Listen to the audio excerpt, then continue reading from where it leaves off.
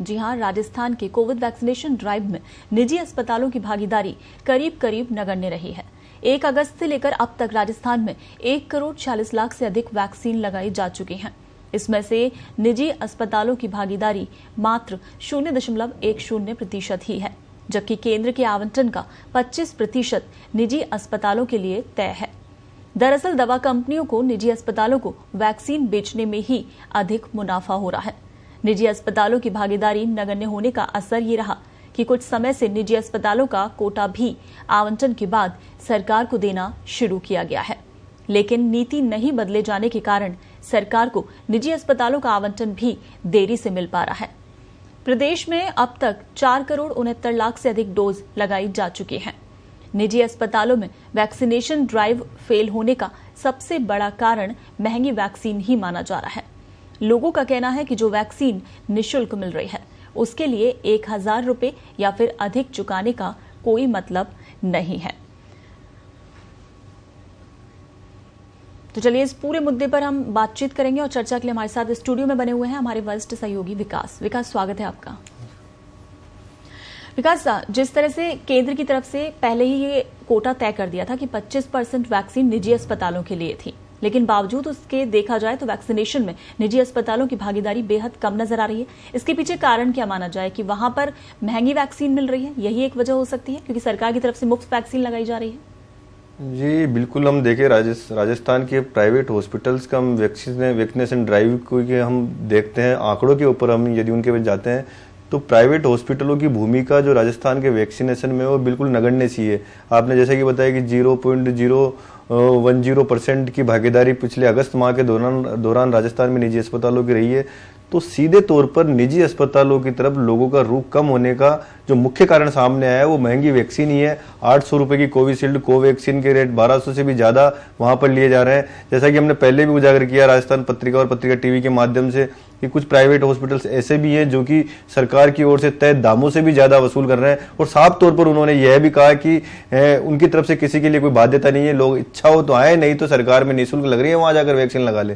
तो कुल मिलाकर जो प्राइवेट हॉस्पिटल्स की जो भूमिका है वो संदिग्ध भी है और नगण्य भी है। जिस तरीके के जो आंकड़े हैं राजस्थान में 0.010%, राजस्थान में 4.69 करोड़ लोगों के अब तक वैक्सीन लग चुकी है। उसमें प्राइवेट हॉस्पिटलों की संख्या अगस्त माह के दौरान केवल 1,60,000 के आसपास रही है, जो कि बिल्कुल ना के बराबर है। और ऐसा वैक्सीन अभियान जो कि पूरे विश्व में चल रहा है और जिसकी बड़ी भूमिका है आने वाले दिनों में लोगों के स्वास्थ्य के प्रति, उसमें यदि इतनी सी भूमिका रहती है तो सरकार को पूरा ड्राइव अपने हाथ में लेकर उसकी रफ्तार से उसको चलाना चाहिए। जी अच्छा, माना ये जा रहा था जब प्राइवेट हॉस्पिटल्स के हाथों में ये वैक्सीन सौंपी गई थी 25%, तब तक यही उम्मीद थी कि जो उच्च वर्ग है वो कहीं ना कहीं पहुंचेगा प्राइवेट हॉस्पिटल्स में, क्योंकि जब निःशुल्क वैक्सीन सरकार की तरफ से लग रही है तो वहां बहुत भीड़ होगी। तो ऐसे में ऐसे उच्च वर्ग के लोग जो है वो प्राइवेट का रुख करेंगे, लेकिन वो भी कहीं नजर नहीं आया। उच्च वर्ग के लोगों ने भी उन्हीं जो कैंप लगाए गए हैं सरकार की तरफ से वहीं पहुंचे हैं वो वैक्सीन लगवाने के लिए। जी बिल्कुल, निश्चित तौर पर केंद्र सरकार ने जब ये वैक्सीनेशन का जो पूरा कार्यक्रम तय किया था उसमें खरीद की दरों को लेकर भी विवाद हुआ था कि सरकार को जो केंद्र सरकार को 150 रुपए के अंदर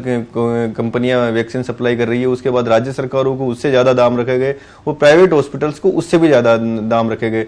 तो सीधा सा जो इसका कारण जो नजर आया था वो था कंपनियों को फायदा, क्योंकि कंपनियां सरकार को बेहद कम रेट में वैक्सीन दे रही थी और उसकी भरपाई वो प्राइवेट जो वैक्सीन जो बेचकर वो करना चाहती थी। सरकार ने ऐसा किया भी और सरकार की उसमें सोच भी यही थी, जैसा कि आपने बताया कि उच्च वर्ग जो है जो कि वहन कर सकता है ज्यादा दाम वैक्सीन के, उनका जो रुख है वो प्राइवेट हॉस्पिटल्स की तरफ जाए, लेकिन ऐसा हुआ नहीं। राजस्थान की हम बात करें तो राजस्थान में राज्य सरकार ने सरकारी क्षेत्र में इतना आगे बढ़कर प्रबंधन किया कि प्राइवेट जो लोगों के कैंप भी यहाँ पर लगाए जा रहे हैं, उच्च वर्ग, प्रोफेशनल वर्ग और हायर इंस्टीट्यूशंस में जाकर कैंप लग रहे हैं। कई बड़ी जो संस्थाएं हैं, rotary club, Lions club, Jain social groups, वो अपने लोगों के लिए कैंप्स लगा रहे हैं। तो ऐसे लोगों का रुझान भी सरकार की वैक्सीन जहां पर निःशुल्क मिल रही है वहीं के प्रति है, इसलिए प्राइवेट हॉस्पिटल्स में उनका भी रुख नजर नहीं आया है। जी बिल्कुल। अच्छा, हम ओवरऑल वैक्सीनेशन की बात करें विकास, अभी तक राजस्थान में, क्योंकि टॉप स्टेट्स में राजस्थान शामिल है जिस तरह का वैक्सीनेशन यहाँ पर देखा गया है, तो अभी फिलहाल कितना वैक्सीनेशन यहाँ पर हो चुका है, कितनी वैक्सीन अभी उपलब्ध है? क्योंकि बीच में देखा गया था कि वैक्सीन नहीं मिल रही थी केंद्र से, उसका भी टोटा था जिस वजह से काफी धीमी गति से वैक्सीनेशन चल रहा था। जी देखिए, राजस्थान की हम वैक्सीनेशन प्रबंधन की बात करें तो राजस्थान को जितनी डोज इस समय तक केंद्र सरकार से मिली है उससे ज्यादा यहाँ पर वैक्सीन लगाई जा चुकी है। जैसा कि हमने बताया कि 4 करोड़ 69 लाख लोगों को यहाँ पर दोनों डोज मिलाकर लगाई जा चुकी है और करीब 3.5 करोड़ लोग इसमें ऐसे हैं जिनको पहली डोज लगा दी गई है। तो हम करीब करीब जो राजस्थान की आबादी है उसका करीब 40 से 40% तक अब तक कवर कर चुके हैं और ये राजस्थान की बड़ी उपलब्धि है। और क्षमता की यदि हम बात करें राजस्थान के वैक्सीनेशन की, कि पर डे राजस्थान सरकार ये लगातार दावा कर रही है कि रोजाना जो वैक्सीन लगाने की क्षमता हो 15 लाख वैक्सीन प्रतिदिन की है। हालांकि वैक्सीन जितनी आती है उतनी वैक्सीन लगाई जा पाती है और राजस्थान करीब एक दिन में 11 लाख वैक्सीन लगाने का लक्ष्य भी हासिल कर चुका है। तो राजस्थान की जो कैपेसिटी है, राजस्थान का प्रबंधन है, हम देश के उसको टॉप राज्यों में मान सकते हैं जो अभी तक की गति राजस्थान की रही है।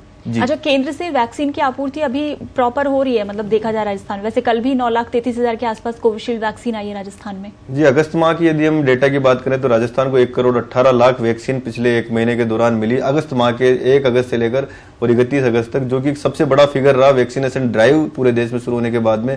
16 जनवरी 2021 को देश में वैक्सीनेशन ड्राइव शुरू हुआ था। उसके बाद ये पहला ऐसा महीना रहा अगस्त में जहां पर जब 1 करोड़ से ज्यादा वैक्सीन राजस्थान को मिली और उसका नतीजा ये भी रहा कि 1 करोड़ 18 लाख मिली तो करीब 1 करोड़ 30 लाख लोगों को लगाई भी गई। तो जैसे जैसे वैक्सीन गति से मिलेगी तो संभावना है कि आने वाली दिवाली से पहले राजस्थान में जो चिन्हित आबादी है उसकी पहली डोज का वैक्सीनेशन पूरा भी हो सकता है। वैसे जब वैक्सीनेशन स्टार्ट हुआ राजस्थान में और गति पकड़ने लगा, जब 18+ की वैक्सीन भी आई तो हमने देखा था कई वैक्सीनेशन सेंटर्स के बाहर लंबी लंबी कतारें देखी जा रही थी, लोगों को वापस भी लौटना पड़ रहा था। लेकिन अब स्थितियां कुछ बदली हैं क्योंकि इतनी लंबी कतारें भी नजर नहीं आ रही हैं और सब लोगों को वैक्सीन लग रही है। जी देखिए कि यदि हम कतारों की बात करें तो बिल्कुल निश्चित तौर पर 2 वर्गों के अंदर इस समय वैक्सीनेशन ड्राइव राजस्थान का बटा हुआ है। एक तो वो वर्ग है जो अपने लिए कैंप आयोजित कर रहा है और कैंपों के माध्यम से उनका सुगमता से वैक्सीनेशन चल रहा है, और दूसरा वो वर्ग है जो कि निम्न आय वर्ग है और गरीब तबके का लोग है जो सरकारी जो अस्पतालों के जो केंद्र वहां पहुंच रहा है। वहां अभी भी कतारें हम देख सकते हैं।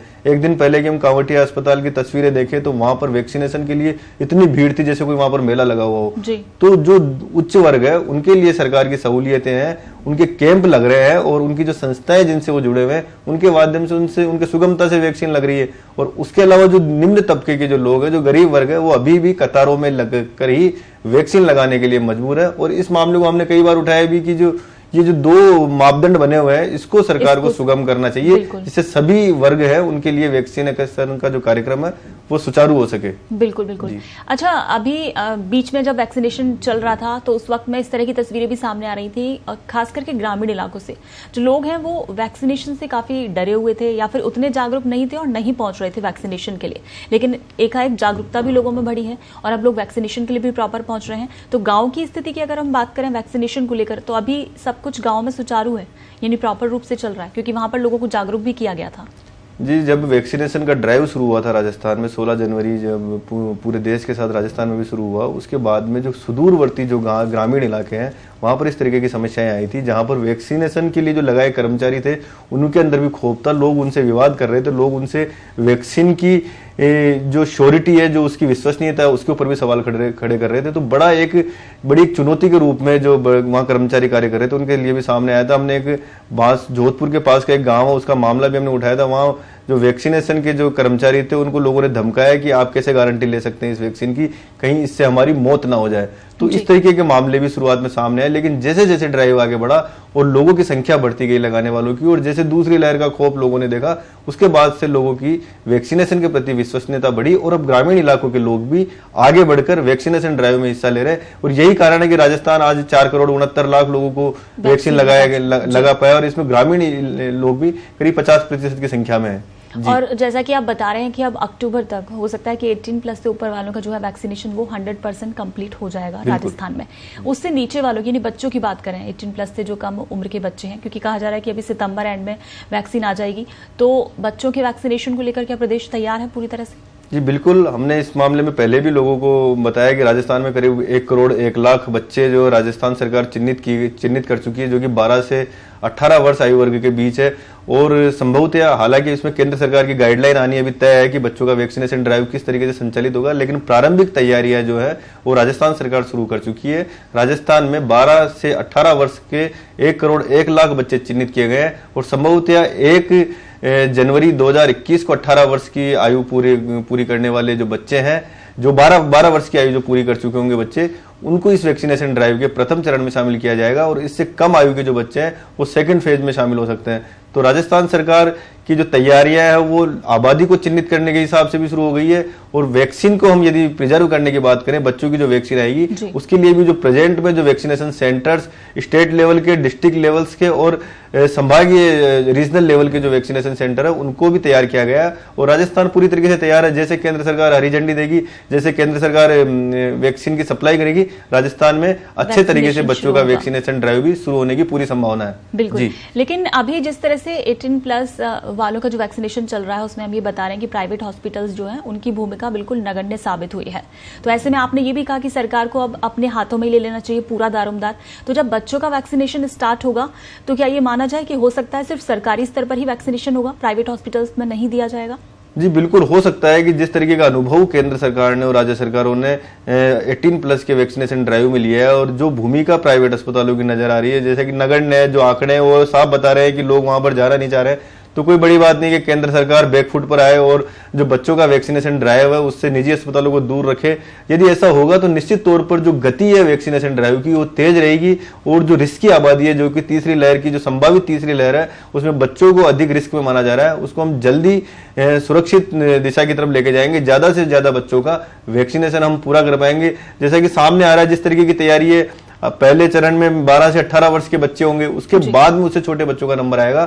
तो जितनी गति से वैक्सीनेशन ड्राइव तेज चलेगा और जितनी ज्यादा वैक्सीनेशन जल्दी से जल्दी लग पाएगी उतने ही बच्चे सुरक्षित होंगे, और निश्चित तौर पर सरकार ये फैसला ले तो कोई बड़ी बात नहीं होगी। बिल्कुल। विकास, एक आखिरी सवाल, क्योंकि निजी हॉस्पिटल्स को लेकर ये बात चल रही है, जिस तरह से वैक्सीनेशन उनका नगण्य रहा है, तो ये भी सामने आ रही थी जानकारी कि जो कोटा प्राइवेट हॉस्पिटल्स के लिए सुनिश्चित किया गया था केंद्र सरकार की तरफ से, वो जब प्राइवेट वाले उतनी खपत नहीं कर पा रहे तो फिर वो पूरा कोटा सरकार को ही दिया जा रहा था। तो जो पैसा कंपनी ले रही थी प्राइवेट हॉस्पिटल से, अब वो कोटा जब सरकार को दिया जा रहा है, तो क्या कीमतें वही हैं या सिर्फ सरकार वाली कीमतों पर ही सरकार को दिया गया है?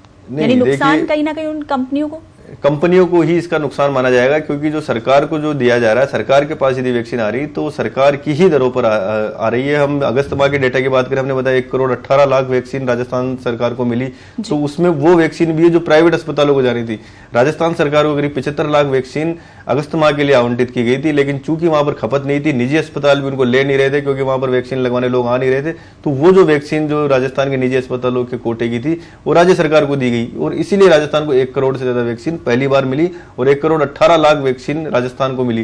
तो वो जो वैक्सीन है उसका उपयोग राजस्थान सरकार ने अपनी ही दरों पर किया, जो कीमतें वो दूसरी वैक्सीन की दे रही थी उसी का भुगतान उसमें किया गया है। जी चलिए, बिल्कुल विकास, हमारे साथ चर्चा में जुड़ने के लिए आपका शुक्रिया।